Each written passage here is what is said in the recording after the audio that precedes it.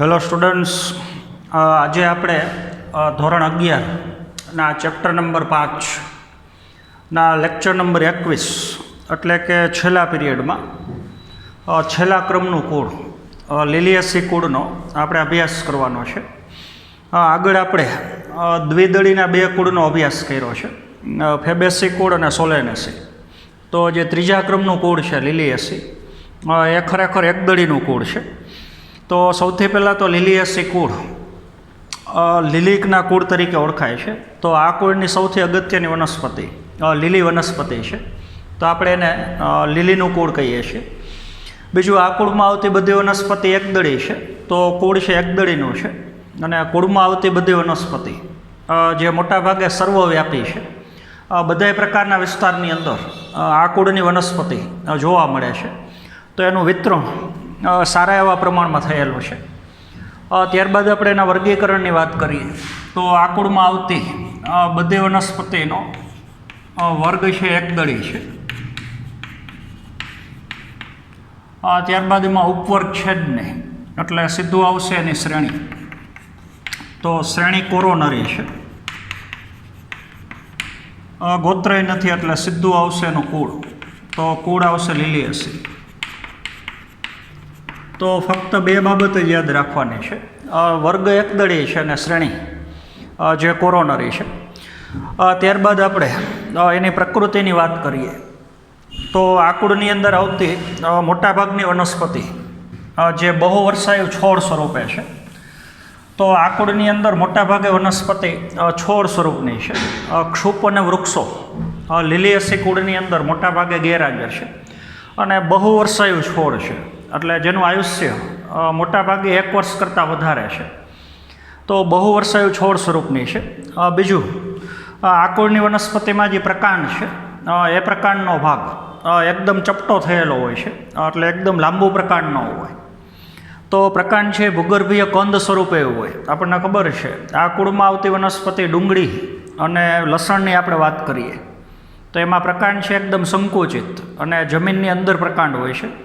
તો ડુંગળી અને લસણમાં ભૂગર્ભીય પ્રકાંડ છે. વજ્રકંદે જોવા મળે છે.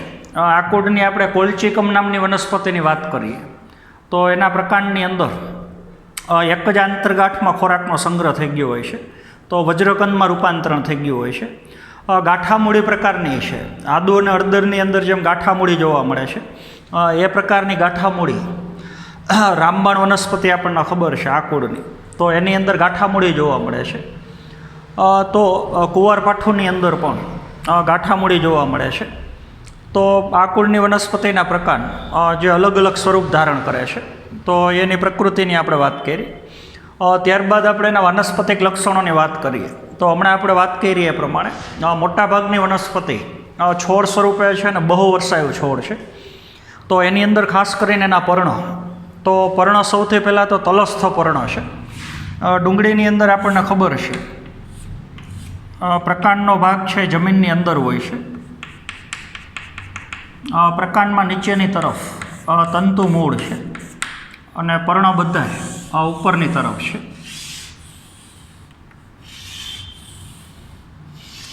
તો ડુંગળી છે, લસણ છે, તો એ બધી વનસ્પતિની અંદર તલસ્થ પર્ણ છે. તો પ્રકાંડનો ભાગ છે એ સંકુચિત થયેલો છે અને સંકોચન પામેલા પ્રકાંડ ઉપર એક જ જગ્યાએથી બધા પર્ણ સર્જાતા હોય નીચેની તરફ તલસ્થ ભાગે, એવું આપણને દેખાય છે. તો પર્ણ તલસ્થ તો છે જ, પણ રેખીય પર્ણ છે, એટલે એની પહોળાઈ ઓછી હોય ને લંબાઈ વધારે હોય અને છેડાનો ભાગ જે મોટાભાગે અણીદાર છે. આવું આપણને ડુંગળીમાં જોવા મળે છે, લસણમાં જોવા મળે છે. તો પર્ણના બે તમારે અગત્યના લક્ષણો, એક તો તલસ્થ પર્ણ છે, અથવા એને તમે મૂલજ પર્ણય કહી શકો. જોતાં એવું લાગે છે કે પર્ણ મૂળ સાથે જોડાયેલા છે, દેખાવી પ્રકારનો છે. આપણને ખબર છે પર્ણનું ઉદ્ભવ સ્થાન આ પર્ણપત્ર છે, નીચેની તરફ પર્ણતલ, તો એમાં ખોરાકનો સંગ્રહ થાય છે અને પછી પર્ણતલ સંકોચન પામેલા બિંબાકારના પ્રકાંડ સાથે જોડાયેલા છે. તો પર્ણ છે એ મૂલજ પર્ણ છે, તલસ્થ પર્ણ છે અને પટ્ટી જેવા લાંબા છે, એટલે રેખીય પર્ણ છે. બીજું, આની અંદર ઉપપર્ણ ગેરહાજર છે. તો પર્ણ છે એ મોટાભાગે અનુપર્ણીય છે. પછી એકદળી વનસ્પતિ છે તો શિરાવિન્યાસ આપણને ખબર છે, સમાંતર પ્રકારનો શિરાવિન્યાસ છે. પર્ણવિન્યાસની આપણે વાત કરીએ તો મોટાભાગની વનસ્પતિમાં પર્ણવિન્યાસ એકાંતરિત છે, પણ અમુક વનસ્પતિની અંદર પર્ણવિન્યાસ સમ્મુખે હોઈ શકે અને ભ્રમિરૂપે હોઈ શકે. પણ આ કુળની મોટાભાગની વનસ્પતિમાં પર્ણવિન્યાસ, પર્ણની ગોઠવણી જે મોટાભાગે પર્ણનો પ્રકાર એ એકાંતરિત પ્રકારનો છે. મોટાભાગે સાદા પર્ણ છે. તો આ બધા પર્ણના ગુણધર્મો છે. ત્યારબાદ એના પુષ્પીય લક્ષણોની વાત કરીએ તો પુષ્પવિન્યાસની જો આપણે વાત કરીએ તો બે પ્રકારનો પુષ્પવિન્યાસ હોઈ શકે. એક એકાકી પરિમિત હોઈ શકે. પુષ્પવિન્યાસના છેડાના ભાગે એક જ પુષ્પ હોય. ડુંગળી જેવી વનસ્પતિની અંદર છત્રક પ્રકારનો પુષ્પવિન્યાસ હોઈ શકે. તો ખાસ આપણે યાદ રાખવાનું છે કયા કુળની વનસ્પતિમાં પુષ્પવિન્યાસનો પ્રકાર છત્રક છે, તો આપણે લીલિયસી કુળ. તો ત્યાં પુષ્પવિન્યાસના બે પ્રકાર યાદ રાખવાના છે, એકાકી પરિમિત અથવા પુષ્પવિન્યાસ છત્રક હોઈ શકે. ત્યારબાદ આપણે એના પુષ્પના લક્ષણોની વાત કરીએ તો પુષ્પ પહેલાં તો નિયમિત પુષ્પ છે અને ઉભયલિંગી પુષ્પ છે. નિયમિત પુષ્પ છે અને ઉભયલિંગી છે. ઉભયલિંગી પુષ્પ હોય તો એક જ પુષ્પની અંદર સ્ત્રીકેસર અને પુંકેસર બે હાજર છે. પછી આગળના કુળની જેમ જ પુષ્પનો પ્રકાર અધોજાયી છે અને અધોજાયી પુષ્પ હોય તો બીજાશય છે ઊંચું ઉદ્ધ્વસ્થ હોય છે. નિપત્ર હાજર છે એટલે નિપત્રી પુષ્પ છે અને મોટાભાગે ત્રિઅવયવી પુષ્પ છે. તો મોટાભાગના ચક્રની અંદર ઘટક એકમની સંખ્યા 3 છે. તો પુષ્પનો પ્રકાર છે ત્રિઅવયવી છે. તો આ બધા લક્ષણો આપણે પુષ્પ માટે યાદ રાખવાના છે. બીજું, આ કુળની વનસ્પતિની સૌથી અગત્યની ખાસ પરિપુષ્પ ચક્રની હાજરી. તો આપણને ખબર છે જે પુષ્પની અંદર વજ્રચક્ર અને દલચક્ર અને એની અંદર આવેલા વજ્રપત્ર અને દલપત્ર દેખાવમાં એક સરખા હોય, કદે સરખું હોય, આકારે સરખો હોય, રંગે સરખો હોય. પુષ્પ જોવાથી તમને ખબર જ ન પડે કે કયો ભાગ દલપત્રનો છે ને કયો વજ્રપત્રનો.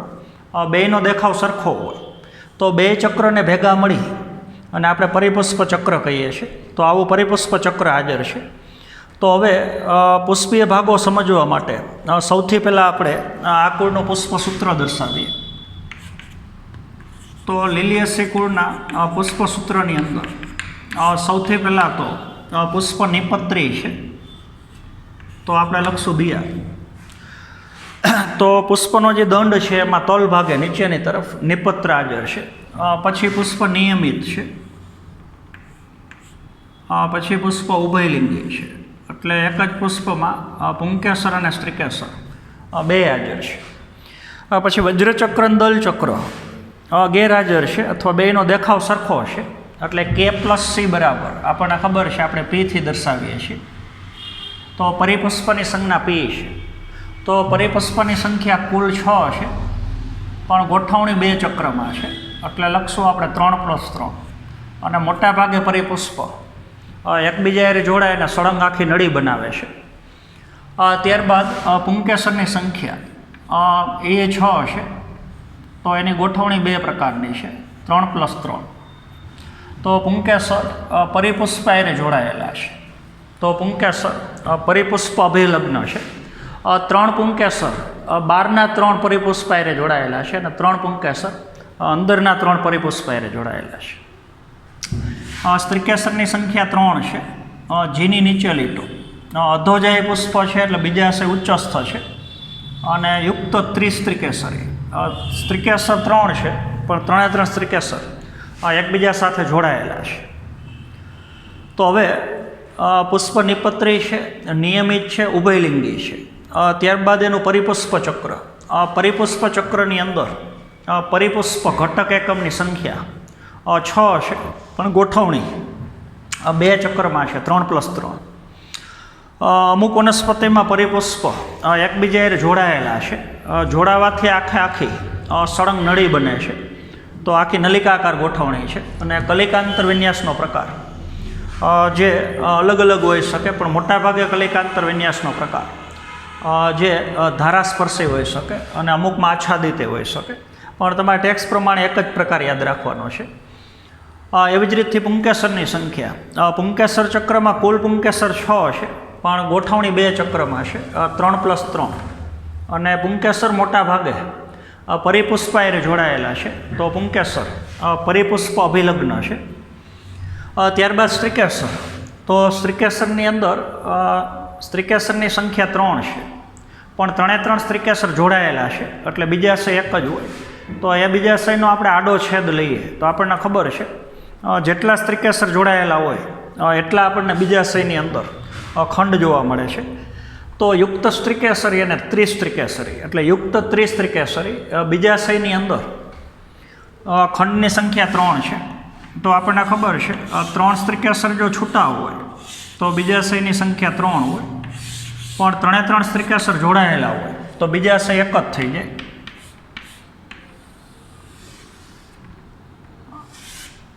અને જે પરાગાસન છે ઉપર, એમાં આપણને 3 ખંડ જોવા મળે છે, તો એનું પરાગાસન ત્રિખંડીય છે. તો ખંડ ઉપરથી જ આપણને ખબર પડી જાય કે 3 સ્ત્રીકેસર જોડાયેલા છે. જો આ બીજાશયનો તમે આડો છેદ લ્યો તો બીજાશયની અંદર આપણને 3 પોલાણ જોવા મળે છે. ફરતી બાજુ બીજાશયની દિવાલ છે, કેન્દ્ર ભાગમાં વિકાસ પામેલી ધરી.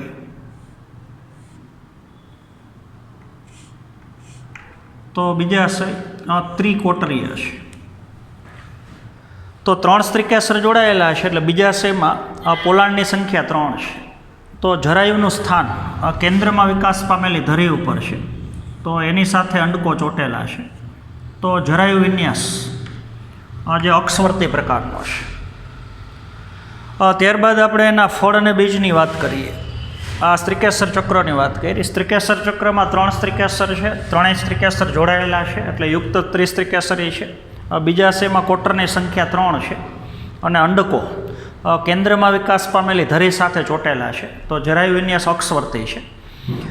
ત્યારબાદ ફળ અને બીજની વાત કરીએ તો ફળનો પ્રકાર પ્રાવર ફળે હોઈ શકે, અને ઘણી વખત અનષ્ટિલા ફળે હોઈ શકે.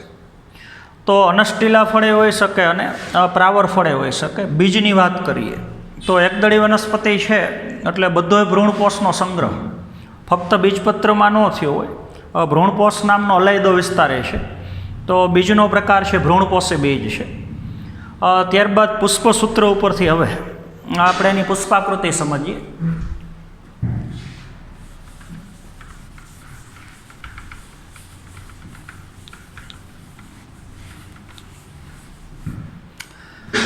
તો કેન્દ્ર ભાગમાં આ આવશે બીજાશયનો આડો છે, આપણને ખબર છે.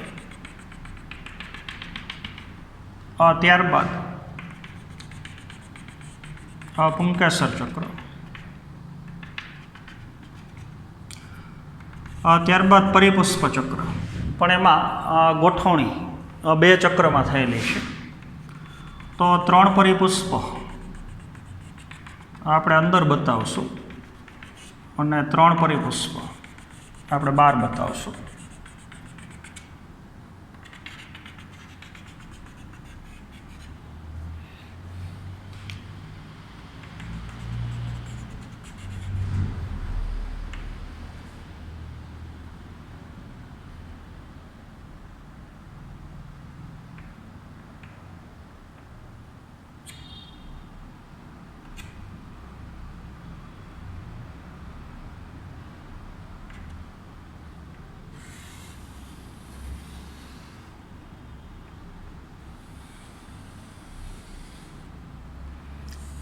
ત્રણ પરિપુષ્પ બહારની બાજુના ચક્રમાં છે, અને 3 પરિપુષ્પ અંદર તરફના ચક્રમાં છે.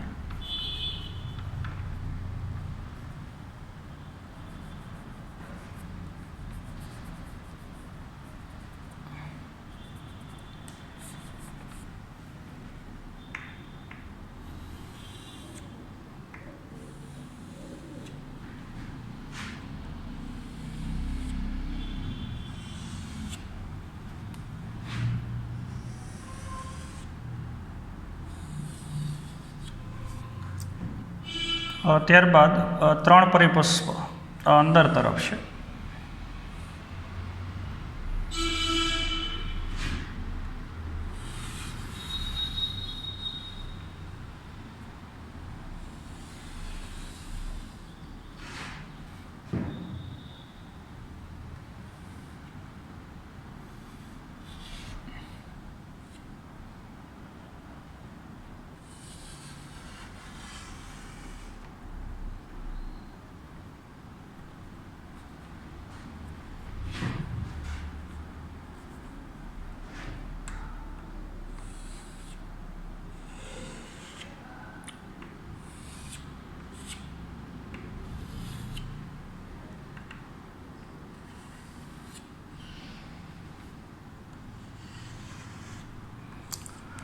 તો કુલ પરિપુષ્પની સંખ્યા 6 છે. 3 પરિપુષ્પ બહારની બાજુના ચક્રમાં અને 3 પરિપુષ્પ અંદરની તરફના ચક્રમાં. પછી આપણે કાઉન્સ બતાવ્યો છે, એટલે પરિપુષ્પ મોટા ભાગે એકબીજાને જોડાયેલા છે. તો બહારનું પરિપુષ્પ અંદરના પરિપુષ્પ સાથે જોડાયેલો છે. તો આ રીતથી આપણે જોડાણ બતાવવાનું છે.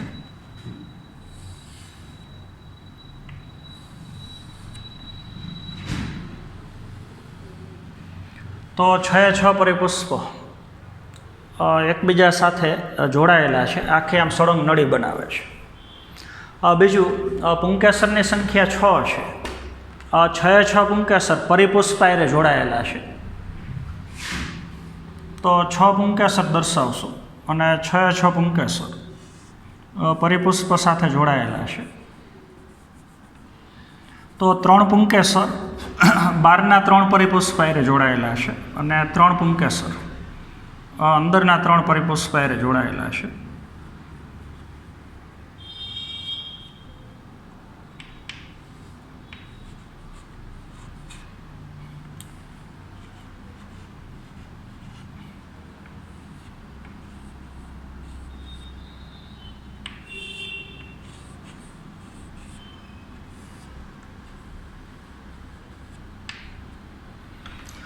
તો પુંકેસરની કુલ સંખ્યા 6 છે. 6માંથી 3 પુંકેસર બહારના 3 પરિપુષ્પ હારે જોડાયેલા છે અને 3 પુંકેસર અંદરના 3 પરિપુષ્પ હારે જોડાયેલા છે. G3 અને જોડાયેલા છે. તો કેન્દ્ર ભાગમાં બીજાશયનો આડો છે. તો બીજાશય ત્રિકોટરીય છે.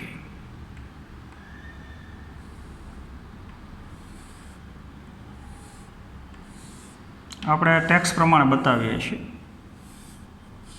તો અંડકો કેન્દ્રમાં વિકાસ પામેલી જે ધરી છે એની સાથે જોડાયેલા છે.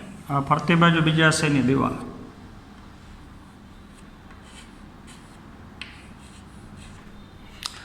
તો સ્ત્રીકેસરની સંખ્યા 3 છે, એટલે બીજાશયમાં કોટરની સંખ્યા 3 છે. ત્યારબાદ નિયમિત પુષ્પ છે. તો ઉપર આપણે એની સંજ્ઞા બતાવશું. નિપત્ર હાજર છે, એટલે નીચેની તરફ નિપત્રની સંજ્ઞા બતાવશું. તો આ એની પુષ્પાકૃતિની વાત કરી. ત્યારબાદ છેલ્લી બાબત, આકુળમાં આવતી વનસ્પતિની આર્થિક અગત્યતા. તો એ આપણે થોડું એની ચર્ચા કરીએ.